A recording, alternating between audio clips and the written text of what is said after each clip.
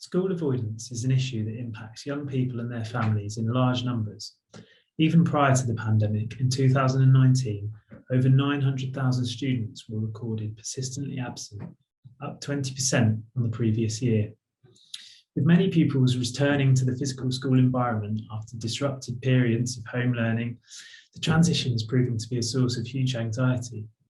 So how can schools work with parents to spot signs of emotionally based school avoidance and support young people who may be finding the idea of school attendance a problem? I'm TES Senior Editor Simon Locke, and to discuss this issue and explore some of the solutions, I'm joined by Ellie Costello from Square Peg, a social enterprise set up to support students and families struggling with school avoidance, and Olivia Hennessey, Assistant Head Teacher at Perrywood Primary and Nursery School in Worcester, and Alison Winsborough, Assistant Principal at Atlantic Academy in Dorset. Afternoon, everyone. Thanks for joining us on this webinar. I've given everyone a quick introduction there, but what I'll do is I'll just go around the room or the virtual room and just get you to quickly introduce yourselves, if that's all right. I'll start with Ellie, if that's okay. Yeah, hello. Thanks for having me. My name's Ellie Costello. I'm director of a community interest company, not for profit, called Square Peg. We're grassroots parent-led, and we work in the area of raising awareness around persistent absence and barriers to non-attendance predominantly. We also think about all types of attendance difficulties, including truancy and exclusion. Great stuff, thank you. And Alison? Hi, again, thank you for inviting me. I'm Assistant Principal at the Atlantic Academy on Portland. And for those who don't know, Portland's an island just attached to the mainland in Dorset. And so we've got quite a small community that we serve, and we're an all through school from reception to year 11. Lovely stuff. And Olivia? Yeah, hi, thanks again for inviting me. I'm Assistant Head at a school in the Midlands, Perrywood Primary and Nursery, and I am a Thrive practitioner. So I've got my Thrive head on today, and Thrive is an approach that we use throughout our primary school, focusing on the emotional development of our children. Brilliant stuff, thanks all. And yeah, thanks again for joining us today. So Ellie, if it's all right, I'll come to you first, and we're here to talk about emotionally based school avoidance. And I thought we'd just, for the benefit of the viewers, just sort of start by defining what exactly we mean by that term, if that's all right. Yeah, so it used to have a slightly more contentious term called school refusal, which placed the problem in the child. It wasn't very popular with parents. And the more current term is emotionally based school avoidance, which we still feel places the problem in the child, and often the drivers are actually external to the child. But it's defined broadly as an attendance difficulty that it's separate from truancy, where the parents are unaware that the child isn't attending school, and persistent absence or non-attendance and emotionally based school avoidance is sitting in the sphere of attendance difficulties that family are fully aware of and are struggling with, and it's usually driven by a social, emotional or mental health need. Okay, brilliant. And so if you class someone with EBSA, where do you draw the line between someone who, I mean, I can think of times when I sort of told my parents I didn't want to go to school, and when does it become something that parents should really be concerned about and schools need to step in? Yeah, so we talk about, there's some early flags that I think, if you've got a chronic issue with lateness or tardiness, or a challenge with leaving the house or sleeping, sleep is often, the night before is often the first thing to go. And it's not just a sporadic one-off, it's chronic and persistent challenges with low-level needs. It's often rooted with anxiety-related challenges that really do take a grip and become unmanageable for that child or young person. Yeah, so it's quite different. We talk about the sort of, there are 3 stress responses as we see it around attendance difficulties. Your flight stress response would be truancy. your fight stress response would be exclusion, would end up in exclusion, and flop drop freeze tends to be your persistent absence need. So they're all sort of part of the same sphere, if you like. It's just the behaviours are presenting with different results at the end. Okay, interesting. Yeah, that's so what's going on sort of cognitively for someone to get to that point where they're avoiding school, refusing to go to school? Yeah, so the avoidance part is a complete flop drop freeze. So you've often got somebody who's been, or a young person or child who in their experience has been coping for a very long time, but perhaps they haven't been able to articulate it or identify it, or they have shared it and it hasn't been responded to or believed. It's often really rooted in trust. So that child loses the sense of safety that they have, that the adults are actually really believing them in what they're what they're saying. You know, I'm finding coming to school really hard. But the refusal is absolutely, or the avoidance, if you like, is absolutely a last sort of point for a very, very long road. And if you track it back, it's often been presenting in various ways for a very, very long time. Okay, and I'll bring in the rest of the panel on this one at some point, but do you know what the sort of scale of the problem is, and do you know how it's sort of been made worse by the last couple of years, pandemic and periods of lockdown? Is there any sort of research, or do you have an idea of numbers? Yes, well, it's interesting because we were campaigning several years ago to sort of ask for everybody to look at this rising problem, because it was invisible, it wasn't really understood, and the data was quite patchy because it's all reliant on obviously registrations. You know, you may have a very sympathetic teacher who has the agency to authorize absence and a good relationship with the child and the family. They may know that that child actually is really struggling with chronic illness, for example, but actually the registrations process can be quite subjective, and that can leave families exposed, which I can talk about a little bit later. In terms of national data, the data that we focus on, obviously we've got school census and pupil numbers coming out imminently, but the national data that we tend to start with is from the autumn 2019, the pre-pandemic data. And the reason why we focus on that is because there's quite an interesting trend in the previous academic years, and then it explodes again. But it's definitely, it was on that upward rise, pandemic or not. The data that we talk about is the autumn of 2019 with 921,927 children and young people. That's 13% of the school age population marked as persistently absent, and that's defined as missing more than 10% of the school year. Now, if you can compare that with the previous school year, the full academic year, because that is just the autumn term, the 2018-2019 data was landing at around 772,000. So you've got about a 20% increase, so a sharp uptake there. And the previous year to that, the 2018 was 759,000. So you only had a 20,000 differential between those two school years. So it's really interesting because around 2019 and creeping up from 2018, we did have quite a sharp curve, but it was on target. 50% of that 2019 autumn term were missing. 60,000 were missing 50% of their school term, and 17,000 were missing 99% or more. And then if you look at the following autumn, the 2020 data, it's really hard to define what was going on. If we cast our minds back, schools had bubbles, they were testing facilities, we had staggered attendance, all sorts. It was quite chaotic.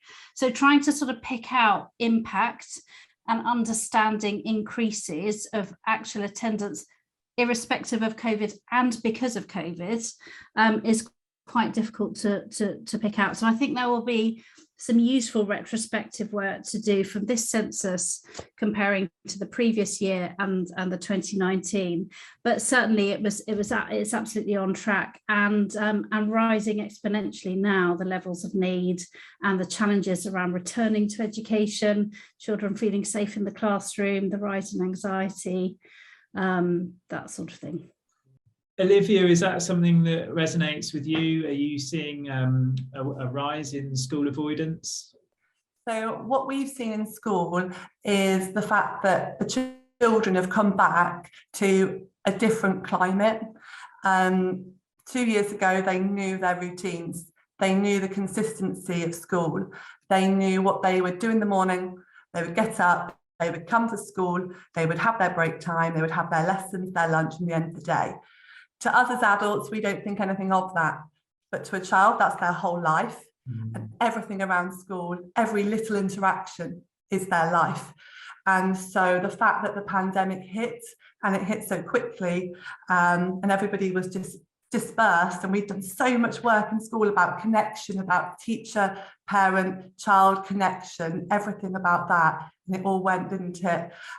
So what we're finding now is we are on that road to the building blocks of finding those relationships again and getting back out into the community and really just pushing those one-to-one relationships within every single individual child, and specifically these children who have more ACEs in their lives or who have more predisposed life circumstances that might mean that they might have a school avoidance. How about you, Alison? Is it something you sort of started to see at in your setting? Yeah, definitely. And I'm going to talk a little bit more about the secondary part of our school, really, but totally concur with what you were saying, Olivia. And it is all about connection, isn't it? About those lines of communication and keeping them really open. We were fortunate, I think, being on an island. We've got quite a contained community, I suppose, and we worked really hard during the pandemic at maintaining those connections with parents. And so every family was rung every week by primary and by secondary, so we could chat through issues, just keep that connection, talk to the students and the parents. And I think that's paid dividends now, because although, yeah, we have seen a rise in numbers since we've come back, and for all those reasons you mentioned, Olivia, but we are below the national average, but it's still more than we would like. It's still more students not engaging than previously. So it's really what we do to make sure that we are really building those connections and actually listening really carefully to what the barriers are. And I think that's at the heart of it, isn't it? It's listening and seeing why that issue is there, and why students are finding that barrier and not necessarily finding school part of their routine that it would have been before. Mm-hmm. You both mentioned parents there, obviously, and Ellie, I'll come back to you. How important are parents in this situation? How key is it for schools to work with them?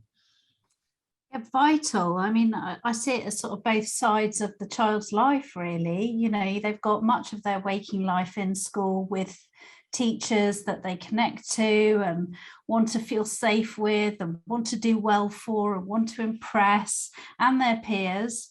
And then you've got home, you know, and so I absolutely feel that parents are essential to the conversation. We can't fix attendance difficulties without bringing parents to the table. Often there's every single type of family out there that are experiencing attendance difficulties. It's indiscriminate. There are, of course, more known cohorts with greater vulnerabilities and disadvantage and adversity that they may face and may bring, but non-attendance is pretty indiscriminate in terms of the sort of absence difficulties once they set in. And I would say that, often parents report there's a real disconnect. I think connection is really there, and they often feel that they are, either judged or not listened to. And I think those early conversations where there's an opportunity to be heard, you're already bringing, as I mentioned, sort of acres of family experience that's been going on behind closed doors, often for a long time, in terms of disturbed sleep or big meltdowns when coming home from school, or obsessions about peers, rupture cycles within friendships, or challenges with learning, or it might be a health difficulty that's settling in that hasn't been resolved. There's so many reasons, and so by the time a family comes to school to raise it, if it's not sort of flagged early in terms of picking it up on registrations, they believe me, they've been dealing with it for a very long time. So those early conversations are so important. And I think often, I remember as a parent, really being aware that the poor primary teacher was standing there just thinking, oh my goodness, it's the end of the day and I've got marking and planning to do, and I've got my life to live. And you're very aware of the sort of burden that you bring, and you don't want to be that parent. And those early conversations can really sort of pivot and go set a family off in a different way. So I'm so grateful that the focus on attendance and the challenges that families are facing are happening, because I think that's going to lead to more productive conversations and some really great, reflective listening and supportive practice. I hope, I can see the intention and I can see the desire. I think the pandemic showed us how important our communities and our connections are. Yeah. And Alison and Olivia, do you also see sort of parents playing a really key role here? Are there any sort of things you've been doing to sort of, like Ellie was saying, get those conversations started early? Alison, I'll come to you first, if that's all right. Yeah, I think it really does come down to that listening, and also I think being flexible, genuinely flexible, and emphasising with parents that it is a partnership. We're not separate entities. We're adults who are working in the best interest of their children, and it's recognising that we know their children. It is, they're an individual, and their barriers and the issues they have around attendance are their own, and they're not going to, there's not one size fits all. So it's about finding a bespoke solution that's actually going to encourage that child to see that the school and home are working together for their very best interests. Yeah. Olivia, are you able to sort of spark some conversations with parents now that things are opening up a little bit more and sort of get that dialogue going? Yeah, definitely similar to what Alison said. During the pandemic, we continued to prioritise our connections with our families, even if it wasn't face to face. During that time, we were calling the parents weekly, making those connections, and the children in our school who receive Thrive, which is our one-to-one support for children who maybe are working developmentally lower in their emotional resilience. They were actually getting sent Thrive packs to do Thrive activities at home, so play, creative arts, all those things with their families. So we tried to maintain that through the pandemic. And then as we've come back now, we have got a building that is now sort of assigned as a family hub, and we're building the hub now to try and actually make the school a hub for our community, a place where everyone feels welcome, and it's not the school, it's not ours, it's everyone's, and getting the parents involved in that. That is a big thing that we're trying to push at the moment in our school and in our community. And also just inviting the parents in now and getting them involved, checking in, having those interests that the children have, and ensuring that the parents who have got children who are struggling to come to school, making sure that connection is still there, making sure that communication is open all the time, and checking in with them. Brilliant. Ellie, I'll come back to you if that's okay, on the sort of the impact this is having. Obviously, we talked about the numbers and the spike that's really sort of become apparent over the last couple of years. Do we know what sort of impact this is having on learners in terms of their academic achievements and also their obviously sort of emotional well-being as well? Yeah, it can be devastating. We know sort of very simply, I'm sure we can all remember when we might have been off school due to a period of prolonged illness, and that return was big enough after a week or a couple of weeks. And so, you know, and that sort of lost momentum of keeping up with peers and with the content. So when you lose that, and when you fall out of education, and you know, those connections really do get lost. But more than that, the learning is lost. So I do understand the whole conversation around lost learning and why that is such a concern. However, you can't capture the lost learning. You can't actually regain the time, because the time has gone. You can only start from where you are now. And nothing is going to be achieved unless the social, emotional, mental health foundations are secure, and that child is regulated, feels safe, feels happy, feels welcome, and, you know, is actually curious and coming to the table to start to be ready to learn. And that's what going to school is, isn't it? And that's what we all want, is this desire, this thread to sort of, you know, for children to feel really connected and to come in and be curious and inquiring and all of those things. What the pandemic did is it severed it for everybody globally. You know, before there was a absolutely massive non-attendance community. We work in partnership with another organisation called Not Fine in School. It got its name because so often I was told the same phrase when I first raised concerns: oh, he's fine when he's here, don't worry about it. That's when I was talking about those very early conversations where a parent is raising a concern and school just don't see it, they don't agree with it, they might have an opinion as to why the family is bringing that concern. But that group is less than 4 years old. I joined it on social media. Thank goodness for social media, because it was it continued to be a community, closed group. I joined at about less than 200 members, and there's now 25,000 families on there. So a massive amount of families who are just struggling for all sorts of reasons with attendance, with remaining in education, with accessing education. And without a doubt, all of these families are so desperate about the impact on their child's learning, their future prospects, their health. So once you start losing those threads and losing that sort of traction in a child's life, you know, then it mounts up. Then the vulnerability and adversity and outcomes really start sort of stacking up, or negative outcomes start stacking up. And that's where it becomes, you know, sort of quite anxious for the family, because suddenly you'll have the attention of say an early help meeting, which can be quite a shock to a family if it's sort of very formal, and suddenly it's all the focus is on attendance, and actually what the family might need very early on is, gosh, this sounds really hard, what's going on for you? Can you tell me about it? How long has it been going on for? You know, I'm aware you raised it with this person, but perhaps it didn't resolve, or are you known to this service and can we help you with a referral? There's some really agile stuff that can go on early on that helps, you know, sort of stabilize that family, because it does become very wobbly. Yeah, of course. Yeah, and the impact on families is obviously a massive factor, not just the learner. Alison, are you sort of starting to see some of the impact from this now?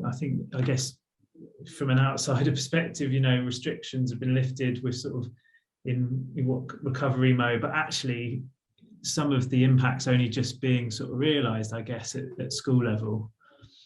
I mean, obviously the educational aspects have been discussed at length, haven't they? But I think I agree with what Ellie said. It's about those discursive interpersonal skills. That's what we're losing. It's those connections and ability for students to feel comfortable around their peers and form those friendships in reality rather than just online or on the phone, you know, those real face-to-face interactions.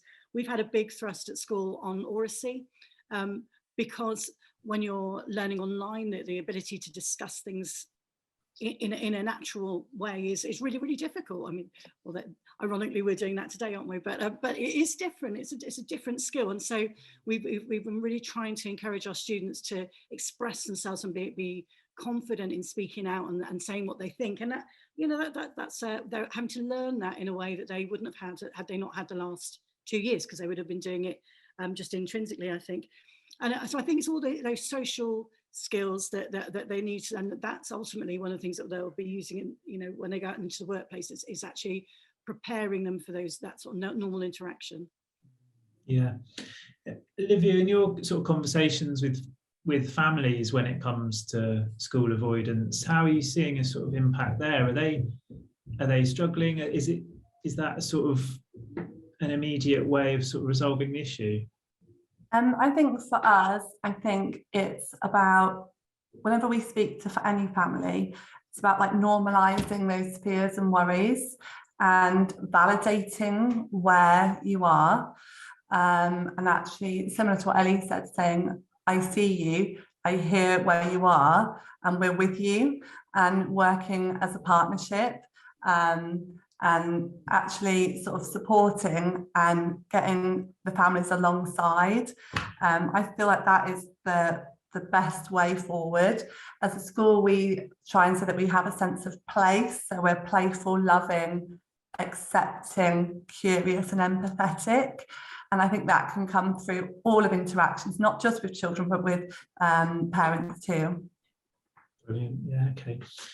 Just before we move on to some of the sort of the concrete solutions to this issue and some of the things that you guys have been doing and working on, what are the long-term issues here, Ellie, if this sort of issue doesn't get addressed? You talked about sort of early warning signs to look out for. Perhaps could you talk us through the sort of timeline, I guess, from early warning signs to perhaps if things are missed, where can students end up? Yeah, so it's there's several sort of pathways, I suppose, but none of them are standard. But the various themes are, you know, often it's an unmet SEN, unrecognised or unsupported. You know, there's such a lot out there at the moment about how girls present. You know, autistic girls are being overlooked.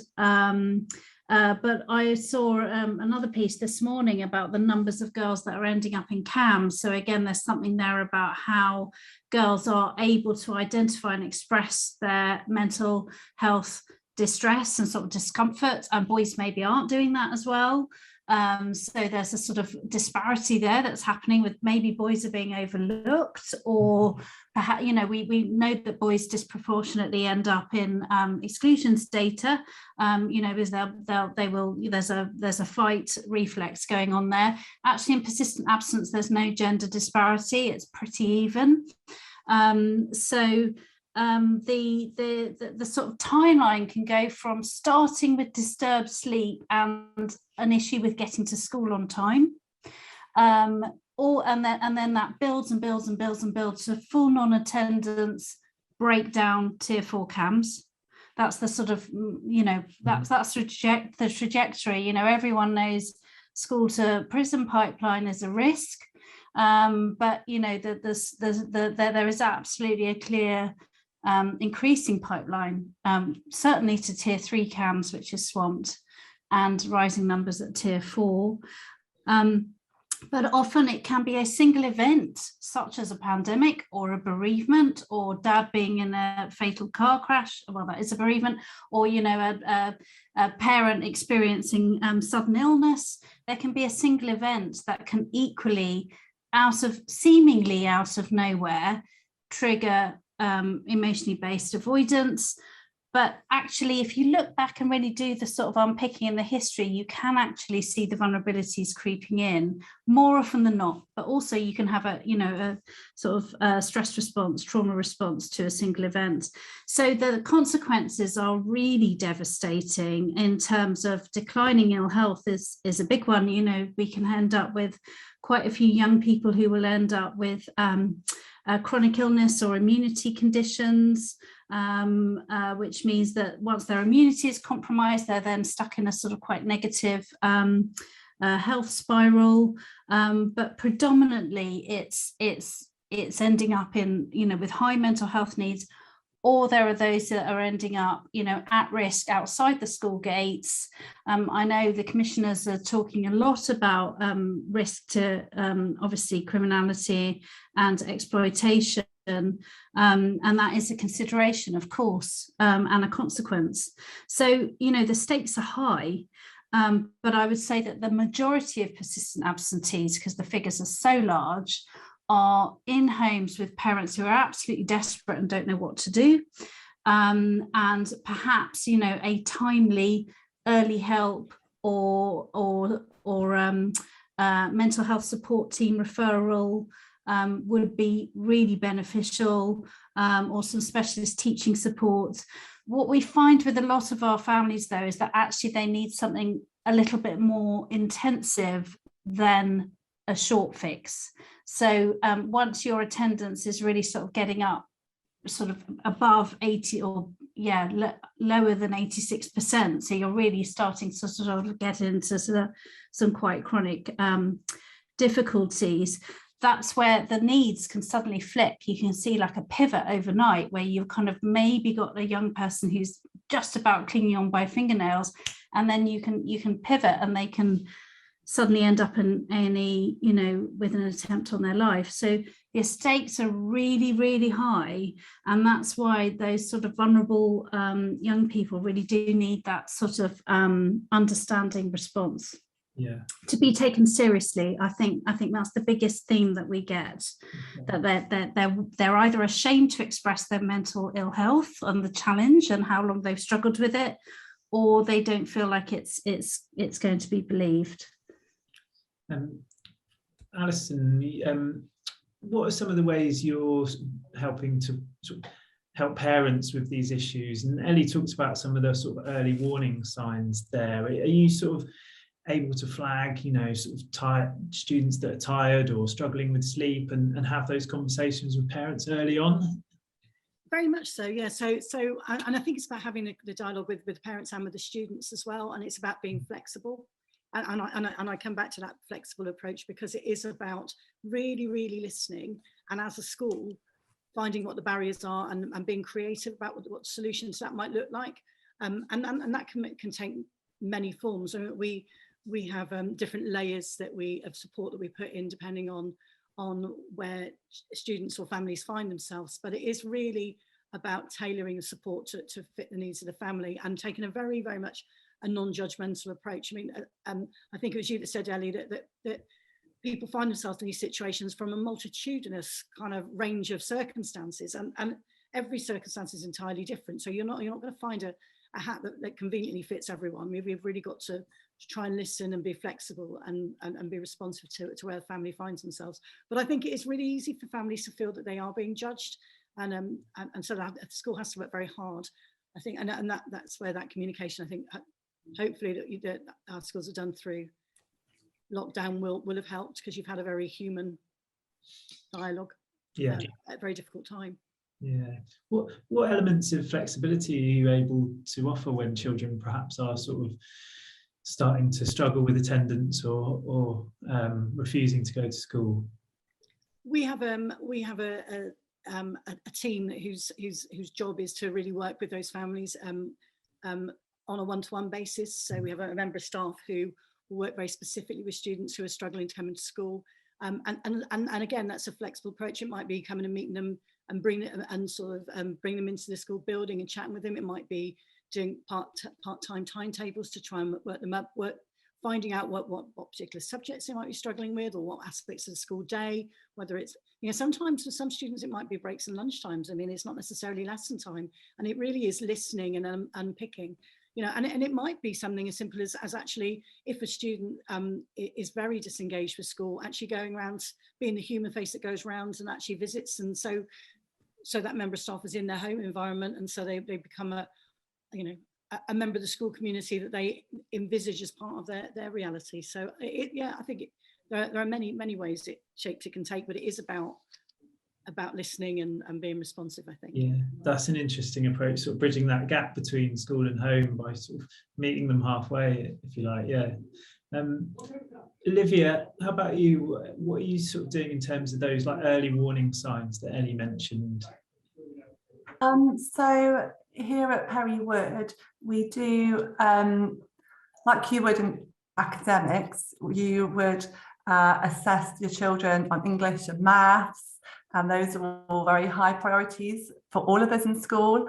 Here we also monitor and assess every single child on an emotional developmental level, focusing on the level where they are, and then from that we then can flag the children who are emotionally less resilient, and then we can put strategies into place before anything, say, escalates further. And so then they then work with our Thrive practitioners in school to work on the skills that they need to build up to an more emotionally resilient place. So that's how we do it here. We also work alongside families as well, talking with them, and we do currently run a programme with families, working with parenting tips as well to support, and hoping that that will go out further into the wider community. Cool. Okay, thank you. And then I guess a little bit further down the line from those early warning signs, when the problem becomes quite sort of chronic, Ellie, how do the sort of school pupil parent relationships work then? And are parents always sort of part of the solution? Can they make the problem worse in some instances? How's that managed sort of sensitively by schools? Yeah, it's really hard. So if I may, just talking about the early bit a little bit, I think, to pick up, flexibility and normalizing what's happening is so important. Oh yeah, we've seen this before, we know how to handle it. I was given the impression that we were the only school refusal family with a child with anxiety in primary school ever in the world. And it was extremely alerting and alarming. And actually that set off a real anxiety response in me of, oh my God, nobody knows what to do. Nobody actually is, coming to the table responsibly to sort of help us and just go, it's all right, we've seen this is what we do in this situation. So I think that sort of normalizing and that pivoting exactly of being flexible. We've, families have reported they've really struggled with, asking for something minor, an adjustment to start time, or perhaps going through a different corridor to enter the building or something like that. And the response is, we can't do that because it'll set a precedent. And it's those kind of things that really do sort of choke everything quite early on. So I think what we've been talking about early, in the sort of early universal offer is attachment focused, family focused, person centered and individual, really sort of coming together as the sort of hands around the child to think about the best way, and including the child in those discussions if they have capacity to do so, as often they can be very withdrawn and shut down or fearful. Mum's displeased with me, Mr. So-and-so is displeased with me, everyone's worried that I'm missing my learning. It can be a massive burden. But the sort of next tier up for us would be sort of really bringing in that trauma-informed lens as well. So understanding how that team around the family can come together. Perhaps that's either a child in need or a sort of, really thorough early help that will bring together the understanding of what's going on in the child's brain. That is actually the barrier, really holding in mind that anxiety or any mental health challenge that is chronic and is around for 6 to 12 months or more is a disability. It's absolutely, it's not a choice. It's not about being difficult. It really is, often we have families, and both my children of a time would say the same thing. I want to be able to go to school, but I just can't. And it's not the won't that, it's not about willful choice. It's not about obstinance, and it's not about attention seeking. It's it's much more nuanced than that. So sort of holding in mind the importance of strong attachments, listening, and then the next layer would be sort of bringing in that trauma-informed understanding, I'm a therapeutic parent, so I use PACE network as well, DDP network and PACE, although PLACE I love because it's got love in there. So these tools are sort of almost like an intensive sort of hit on top of your sort of universal stuff and approaches, and they can often be like a sort of really thorough injection of additional support, almost like a taking a load of antibiotics to clear a cold. It can be really, or not a cold, but it can be really, really effective to add that intensive support. For families, though, something like a home visit can be hugely alarming. And so sort of making those offers and having those conversations, families will often feel attacked or judged. So, the conversations around parenting tips can land really badly. And so it's about sort of, this is just some advice. Often I think that the parenting advice can come later. The recommendation for parenting coaching and parenting support, I think of it as parental development. It's sort of professional parenting development for my skill set, my personal development as a parent. But I only got there once the relationships were there, the sense of trust was there between the professionals around the table. And then I was able to think about parenting tools once I knew that the sort of social, emotional, mental health side and physical health and learning was all covered. We sort of covered all those bases. And then I was kind of like, okay, I don't need to worry about the management of that part of the case, my child's case, and this is how I can tool up. This is what I can bring to the table. So I think there's conversations around parenting support. If they're timed wrong, it can sound like, oh, mum's over anxious, and that's quite a common one. And I remember saying after a good year of trying to navigate around, somebody observed that I was over anxious and frustrated, and I said, well, of course I am. My son's been out of school for a year and nothing's changing. And we've been meeting every 2 to 6 weeks sometimes, which is massively intensive for you to turn up and share what's going on in your family home every 2 to 6 weeks, 4 weeks, 3 weeks, whatever.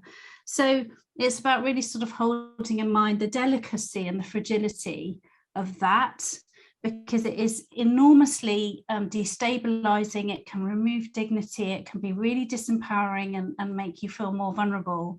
So bringing parents alongside consensually and as a team, that's quite challenging to do once you're trying to look at introducing those measures that could help, those steps that could help. Of course, yeah. The two teachers in the room, have you got any other sort of good examples or case studies of ways you've sort of really effectively worked with parents, or examples that you've heard from other schools, perhaps within your community? Alison, I'll come to you first. Yeah, there's a particular student in our Year 11 cohort who was really struggling with the idea of being in school, for example. And so we talked, we listened, and I think, Ellie, what you said is really important about actually parents sometimes feel like they're being talked at or suggestions given, etc. And it can't be about that. It has to be about flowing along it together. And actually, finding that solution as a group, as a partnership. And for this young man, it really was about listening to what his next stages were and what actually he wanted to get out of life on a wider scale. So it was about finding the solution for him, and we are always talking about solution for that individual. Was about giving him opportunities in the sort of sphere he wanted to go into, which for him was bricklaying. And actually, he has been amazingly successful. And he's going to be successful at the end of Year 11 in all sorts of areas. But partly it will be because he had the opportunity to open some doors that he otherwise wouldn't have opened, and it kind of put his learning in the context of where he wants to go next. And it was going back to what we said before about those life skills and about those wider opportunities. It just gave meaning to some of the other things he was doing, and so he was a real success story. And I look forward to seeing where he goes next. But that was through listening to him, listening to parents, and working together. That's a really nice example. Thanks. And yeah, how about you, Olivia? For us, I'm just going to talk sort of more of a general level, if that's okay. It's about meeting and greeting and making sure that that meet and greet, similar to what you were saying, Ellie, is not like overwhelming either, and walking alongside the parent and actually saying, okay, let's do that meet and greet, but like really a soft meet and greet, supportive, wherever and whenever that will work. So whether that's coming into school a little bit earlier, so you're not in the hustle and bustle of everybody else, and maybe it's a bit sensory. There could be other issues at play. There could be friendship issues at play. Maybe I'll see that person, you don't know what might trigger, and actually having those really open conversations with the parent about those different triggers that could happen along the way, really supportive. So yeah, like doing the early coming in or a little bit later coming in, and the difference at the end of the day as well.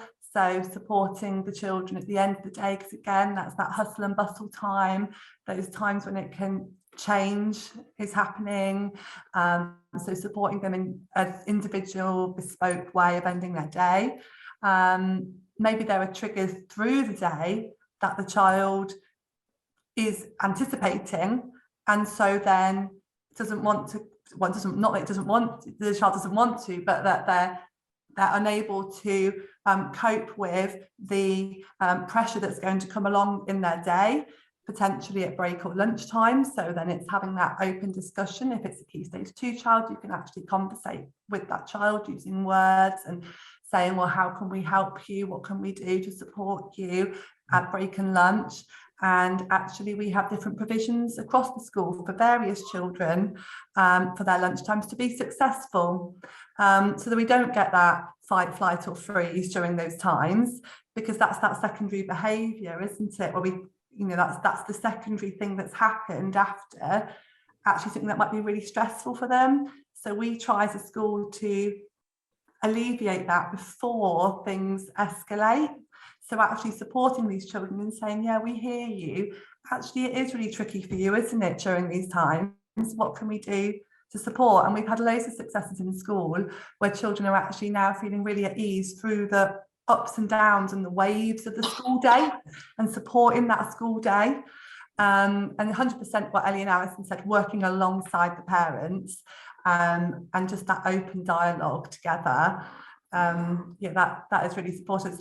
One thing as well that is very awesome that we have is a school dog, and the children do love to come and see the school dog. So sometimes that is a really soft way to bring children in or through the day to go and see our dog. Literally a soft way to yeah. Lovely. I think that's so lovely. I was just going to say as well, I'm very aware with both professionals here, you know, just the amount of capacity that is needed with them and with the whole staff faculty to do this intense, well, it's not even intensive work, but this human sort of connecting work. One of the things that we're really passionate about as well is thinking about supporting the supporters. So what help is there for staff to offload neutrally, not even with peers or colleagues or whatever, but you know, what is there that might be helpful, A, to support that CPD and that reflective practice, but also just to kind of go, oh my God, you know, so because we all need that. And it's how can that help? How can we envisage what that might look like? Because I think that is so essential for staff well-being, to have that real yeah, we all need containing, and it's that sort of, you know, self-care is all well and good, go home and run a bubble bath, but you know, that's often not going to cut the mustard, and why should it? You know, it's nice to do. So I think that's another sort of piece of this puzzle of, you know, that everybody in this scenario has, you know, a containing presence in whatever way that is to help do this work, because we're post-pandemic and it's just added another, not even post-pandemic, in a pandemic, and it's just added another layer for everybody. It's been a great equalizer, but it's also created great divides as well. Yeah, that's true. So that was a really useful discussion, guys. Thank you for joining. I'll just, as a sort of closing remark, I'll just ask you for sort of one or two really sort of your key pieces of advice for any schools watching this, and perhaps if you like, signpost them to something that you found particularly useful. So I'll go back to Olivia. What's your sort of one parting word of wisdom?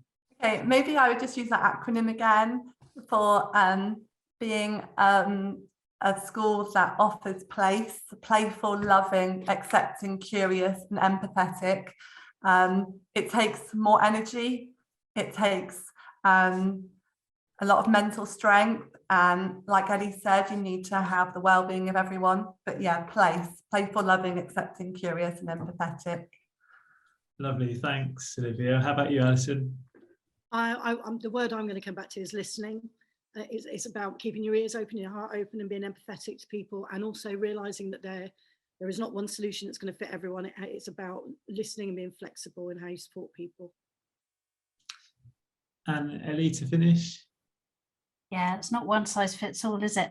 I would say to anybody out there, including parents and children and schools, is that knowing that it's not going to be perfect all the time, and that you're collectively between you going to not get it right, and that's going to be difficult. So sort of being aware that failure is part of the process. Awkward, difficult conversations are the most important conversations to have. Don't shy away from them.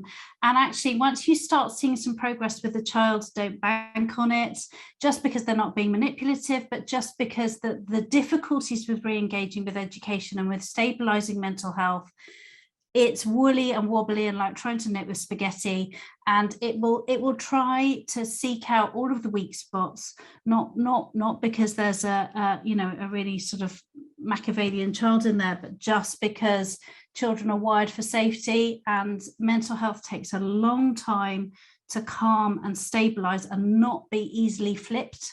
And that takes a lot of lived experience for that child to build that capacity and to have that resilience and trust, and to actually feel truly safe, even if they're working really hard.